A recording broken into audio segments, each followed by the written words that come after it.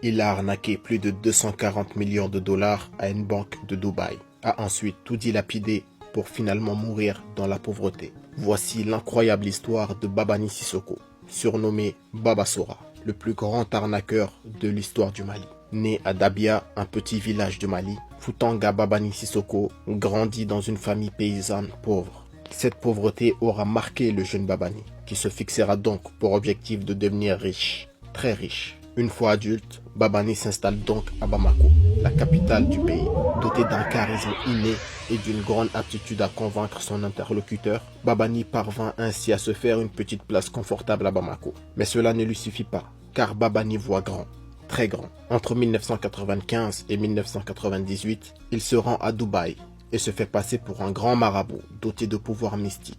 Il parvint ainsi à convaincre Mohamed Ayoub, un haut cadre de la Dubai Islamic Bank, de sa capacité à multiplier l'argent. Grisé par la cupidité et impressionné par les tours de prestidigitateurs de Babani, celui-ci tombe dans le piège tendu par Babani. Mohamed Ayoub réalise alors 183 virements d'un montant total de 242 millions de dollars sur plusieurs comptes appartenant à Babani, qui disparaît aussitôt l'argent reçu. De retour au Mali, Babani adopte un train de vie royal, des villas de luxe, des concerts privés où il invitait les plus grands chanteurs et griots du pays et d'Afrique, auxquels il distribuait des liasses de billets. Il distribuait aussi des centaines de milliers de dollars pour des œuvres caritatives, comme la fois où il offra plus de 400 000 dollars au profit d'une fanfare d'un lycée à Miami. Il aurait aussi financé à coups de millions de dollars le Parti démocrate américain. Néanmoins, il est à noter qu'il participa activement au développement socio-économique de son village, Dabia. Certaines sources rapportent qu'il aurait fait construire des routes, des puits d'eau potable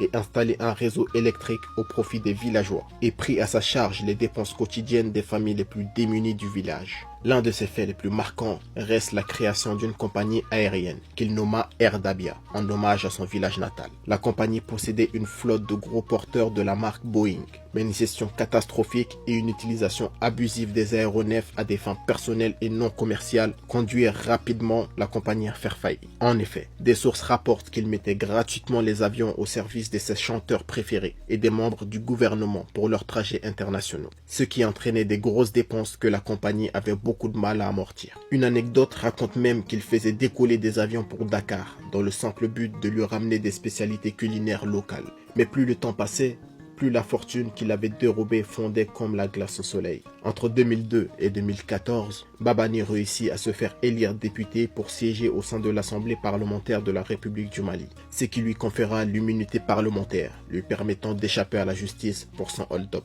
Après plusieurs années de silence, Babani Sissoko réapparaît sur les réseaux. Mais cette fois-ci, l'homme paraît complètement métamorphosé. Fini le faste et la luxure. Babani semble avoir perdu de sa superbe. On y redécouvre un Babani affaibli, dans un cadre bien modeste, la mine triste, semblant nostalgique de son passé glorieux. L'homme raconte même à un journaliste de la BBC avoir perdu tout son argent et se décrit comme étant aujourd'hui un homme pauvre. Ses amis d'antan, auxquels il offrait des cadeaux somptueux, lui ayant tourné le dos. J'ai eu d'argent. Un moment, j'ai monté, j'ai monté. Moi, je peux dire, j'ai monté. Je peux petit capital qui fait 380 millions de dollars.